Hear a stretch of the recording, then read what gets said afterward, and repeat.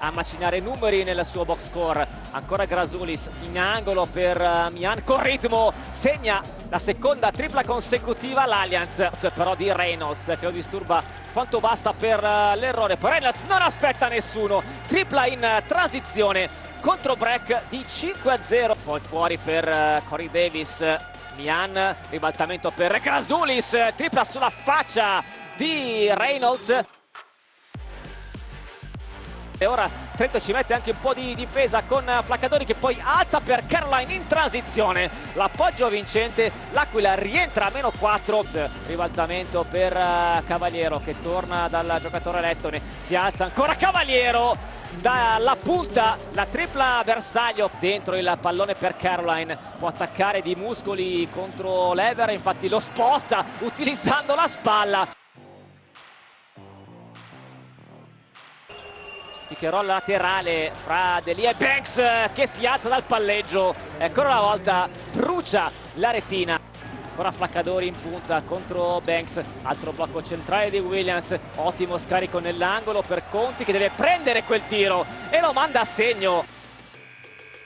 Il rimbalzo per Davis, ancora subito cercato Banks, il primo passaggio di apertura è il suo e qua Banks lascia tutti lì fissi di sale. Delia attacca di esperienza contro la Turner, tiro sbagliato, poi Grasulis esce dal nulla, si apre in pop Caroline, poi Reynolds lo ignora, preferisce alzarsi lui dalla punta e dall'arco, tra due veteranissimi del nostro campionato. Ora Johnson stoppato da Delia, la palla che però carambola in mano a Jordan Caroline che è sempre lì. Flaccadori che scambia con Caroline, poi attacca il centro area, lascia per terra lo stesso Davis e li segna sulla testa. Esce Mian sul lato destro, prende, si alza dai 6 metri, gran canestro dell'ex di giornata. Flaccadori per Reynolds, questo è il suo tiro, lo prende con fiducia e trova soltanto la retina. Poi ancora Delia.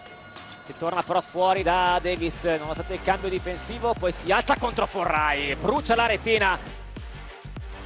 Poi il possesso che va ovviamente a Banks che viene però chiuso da Caroline. 2 secondi, Lever si alza sulla sirena, dentro fuori e Trento vince questa partita chiave tra due squadre in grande difficoltà.